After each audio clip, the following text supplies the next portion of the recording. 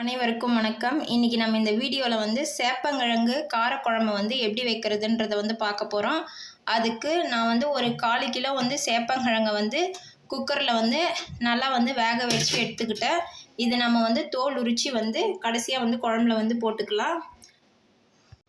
இப்போ அதுக்கு வந்து நான் வந்து வெங்காயம் வந்து நம்ம நல்லா வந்து வதக்கிட்டோம். இப்போ வந்து தக்காளி போட்டுக்கலாம்.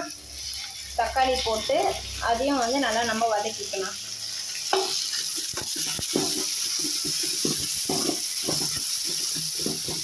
இப்போ வந்து நம்ம போட்ட தக்காளியும் வந்து நல்லா வதங்கிட்டு இருக்கு. இப்போ நான் வந்து ஒரு 10 பல் பூண்டு வந்து நல்லா வந்து இடித்து வச்சுருக்கேன். அதையும் போட்டுக்கோங்க. கருவேப்பிலை வந்து ஒரு கொத்து போட்டுக்கோங்க. இதையும் நல்லா வந்து எல்லாத்தையும் வந்து ஒன்றா கலந்து விட்டுக்கோங்க. இப்போ வந்து நம்ம தேவையான அளவுக்கு வந்து கல்லுப்பு வந்து ஆட் பண்ணிக்கலாம்.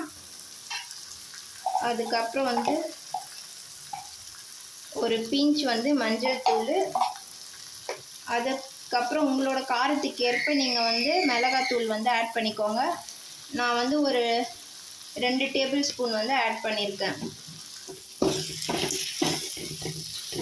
இது எல்லாமே வந்து நல்லா ஒன்றா கலந்து பச்சை வாசனை போகிற மாதிரி நல்லா வதக்கிக்கலாம்.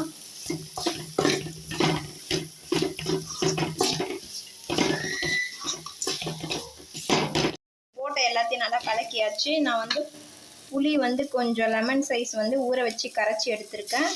அது வந்து ஊற்றிக்கோங்க.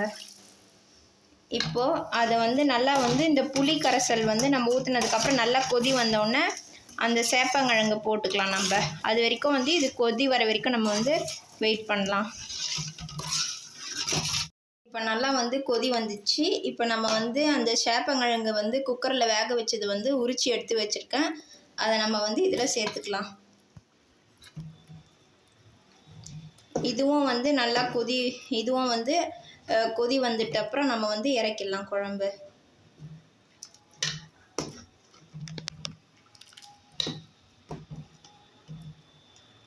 வந்து அந்த காய் போட்டதுக்கப்புறம் வந்து நல்லா கொதிச்சிடுச்சு. இப்போ வந்து நல்லா வந்து ஊறிட்டுருக்கோம். கொதி வந்தது உடனே அவ்வளோதான், வந்து குழம்பு வந்து ரெடி ஆகிடுச்சு. இதே மாதிரி சேப்பங்கிழங்கு காரக்குழம்பு வந்து உங்கள் வீட்டில் செஞ்சு பாருங்கள். நன்றி.